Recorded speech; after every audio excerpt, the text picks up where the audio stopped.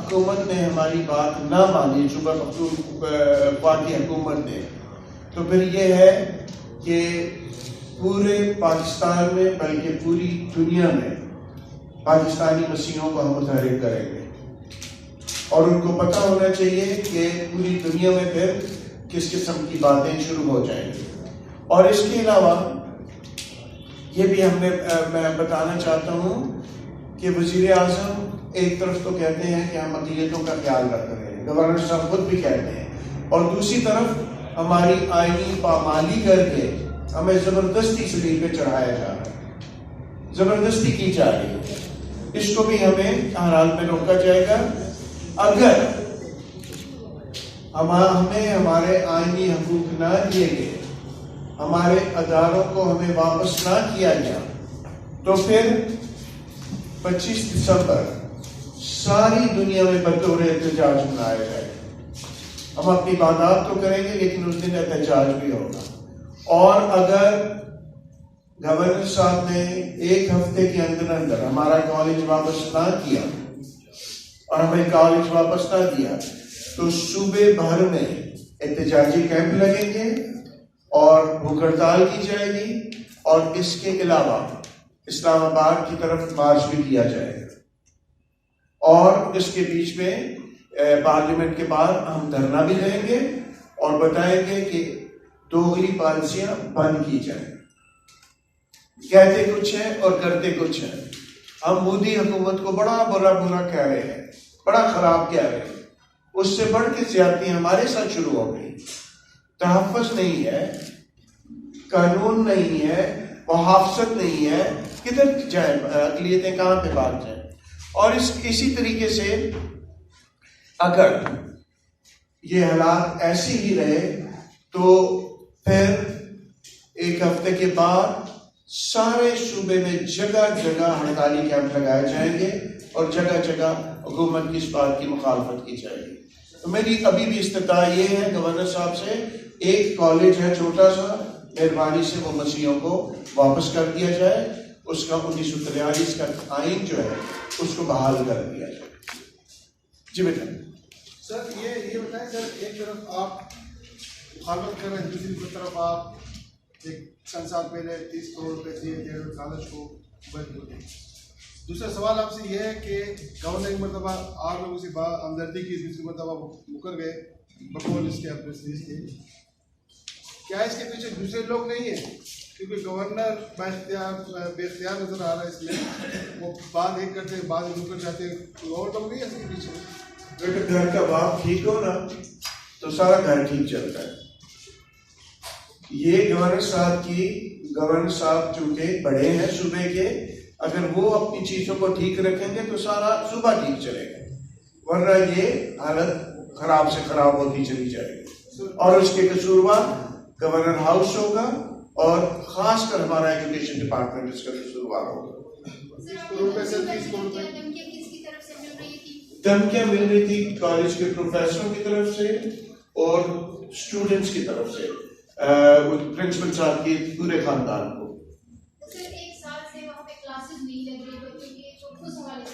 बिल्कुल ऐसी बात नहीं है, क्लासेस बिल्कुल लग रही हैं, बिल्कुल ये गलत प्रोपेगेंडा किया जा रहा है।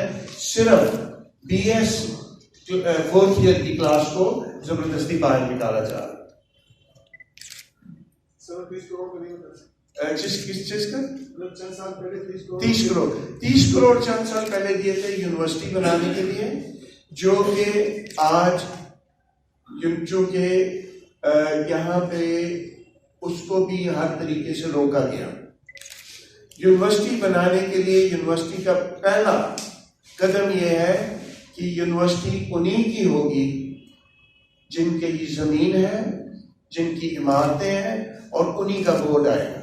जितनी प्राइवेट यूनिवर्सिटियां आप देख लें उनके अपने चांसलर हैं, अपने लोग हैं, लेकिन यहाँ पे उस यूनिवर्सिटी को रोका गया, हुकूमत की तरफ से रोका गया। और चूंकि उसमें चांसलर जो था वो खाम बिशप ने होना था, इसलिए उसको रोका गया। और वो 30 करोड़ आज तकरीबन 40 करोड़ के करीब हो गए, क्योंकि वो बड़े हैं वैसे, उसको नहीं छेड़ा गया। यूनिवर्सिटी बनने से रोका गया। जरदारी साहब ने यूनिवर्सिटी बनने की परमिशन दे दी थी, लेकिन हमारी सूबा खैबर पख्तूनख्वा की गवर्नमेंट ने यूनिवर्सिटी बनने से उसको रोक दिया। सर पेंशन वगैरह बहाल पेंशन बिल्कुल बहाल हो गई है, प्रोविडेंट फंड बिल्कुल बहाल हो गया है।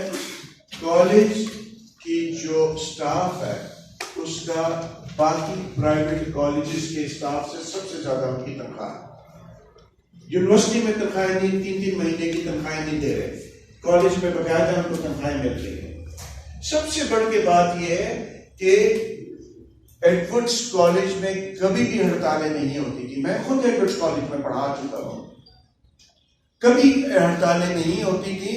और कभी अगर अभी भी टीचर्स को जब गवर्नर हाउस ने कहा कि अब हड़तालें नहीं करनी है, तुमने हड़तालें नहीं करनी है, एक कमीशन आया सदर कमीशन, उसने कहा कि जी हड़तालें नहीं करनी है, तो वो ठीक ठाक अभी ठीक ठाक होकर बैठ गए। हमारा होना यही है कि इनकी पुष्पनाई ना की जाए और मेहरबानी से कॉलेज को मसीहों के हवाले कर दिया जाए और 1943 का आइन बहाल किया जाए। कॉलेज कभी भी नेशनलाइज नहीं हुआ था, ये हमारी हुकूमत ने 2019 में उसको नेशनलाइज किया और अब उसको कवर करने की कोशिश कर रहे हैं कि नेशनलाइज नहीं है। अगर नेशनलाइज नहीं है तो आज अभी इस वक्त गवर्नर साहब उस नेशनलाइज्ड कॉलेज के बोर्ड की गवर्नर की मीटिंग क्यों कर रहे हैं? हमें बुलाया भी नहीं गया, उसमें चर्च को बुलाया भी नहीं गया उसके बीच में, और इसलिए नेशनलाइज्ड है तो नहीं बुलाया जा रहा। अगर नेशनलाइज ना होता तो आज हम भी उधर बैठे होते। सर ये स्कूल भी है आपके लोगों के? हमारे तकरीबन हमारे पास 13 हाई स्कूल है।